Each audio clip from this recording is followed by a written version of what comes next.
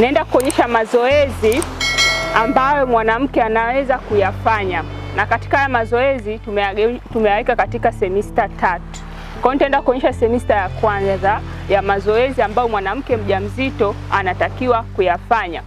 Semester ya kwanza ni kuanzia ule mwezi wa kwanza, yani tokea ile siku ya kwanza mwanamke anapopata ujauzito hadi miezi mitatu ya kwanza. Katika hiki kipindi cha miezi mitatu ya kwanza huwa kinakuwa na mabadiliko makubwa ya mwili ambazo zinakuwa zinabadilisha sana emotion za mwanamke au jinsi anapokuwa anajisikia. Kwa hiyo naenda kuanza na mazoezi ya first semester ambao mwanamke anatakiwa afanye akiwa mjamzito. Zoezi ambalo unaweza kufanya wakati wa ujauzito wako, cha kwanza tembea. Unaweza kuanza kutembea sana sana yale mazingira ambayo yametulia, kama baharini, polini, watembea sehemu ambayo imetulia. Hii sana sana ni kwa ajili ya kuweka mwili wako uwe vizuri, sana sana ile hisia zako, maana ukishakuwa mjamzito wiki ya kwanza unakuwa na hisia tofauti. Unapokuwa unajisikia vibaya, basi tembea, tafuta eneo lililotulia, unatembea. Zoezi lingine ambalo unaweza kufanya ni la kukimbia, lakini hapa unakimbia taratibu na uzingatie kwamba unakimbia umbali mdogo. Utakapojisikia vibaya upumzike. Kwa hiyo unaweza kuanza kukimbia eneo lolote lile ambalo limekaa limetulia, unakimbia. Basi itakusaidia sana vile vile kwenye moyo, lakini vile vile kwenye hisia zako, emotion zako zisiwe zimebadilika. Mazoezi ya pelvic sana sana, kama una maumivu ya kwenye tumbo, chini ya tumbo, kama una maumivu ya pelvic, basi tunaweza kufanya mazoezi ya pelvic. Tunaanza na hili zoezi linaitwa pelvic curl, ambako utalala hivi chini, kisha unafanya kama unaenda bridge, alafu unarudi chini hivi, okay? Unainuka hivi, unarudi chini, unaenda. Kwa hiyo unaweza ukafanya mara 10 kwa seti 3. Zoezi lingine tunaenda nalo ni hili, lakini hili linaitwa pelvic tilt. Unaenda hivi, unarudi chini, yaani unabana hapa tu. Hili zoezi ni maalum kwa ajili ya misuli ya nyonga, yaani mazoezi ya misuli ya nyonga. Unaenda hivi.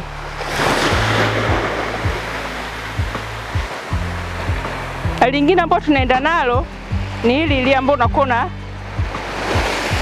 unashusha mguu wako hivi, huku mwingine huu ukiwa umekaa juu. Utaenda hivi mara 10, unakuja tena na wa huku, unaenda. Hii ni mizuri kwa ajili ya misuli ya nyonga, kwa sababu ukioshakuwa mimba iko kwenye maeneo hayo, au mfuko wa uzazi uko maeneo hayo. Lingine ni hili ambalo linakuwa kama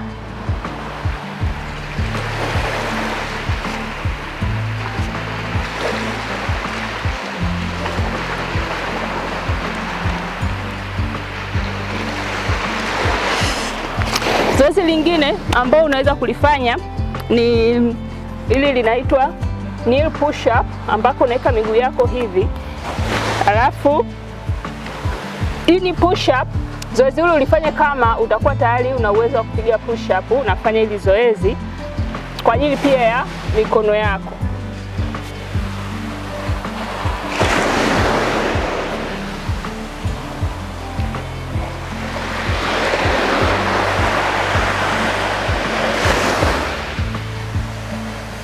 Zoezi lingine ambalo unaweza kufanya ni squat, ambako hii unakuja hivi, unainuka. Unaweza ukafanya hii ya kawaida au ya kutanua miguu hivi. Hii pamoja na kuwa squat itakupa nguvu huku, lakini inakusaidia vile vile kwenye misuli yako ya pelvic.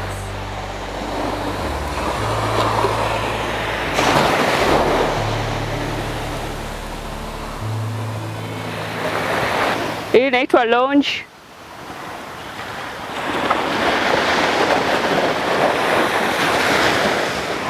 unageukia tena na huku.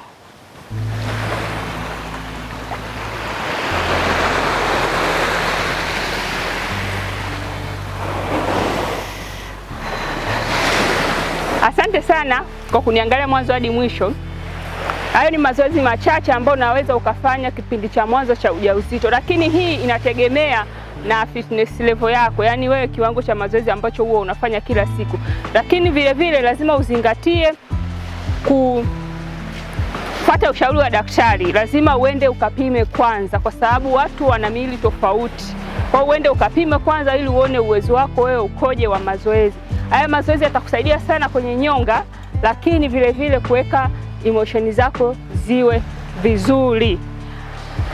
Usisahau kusubscribe, share, comment, ni follow kwenye mitandao ya kijamii Facebook, Instagram, Twitter, TikTok. Usisahau kutembelea tovuti yetu tz2.com.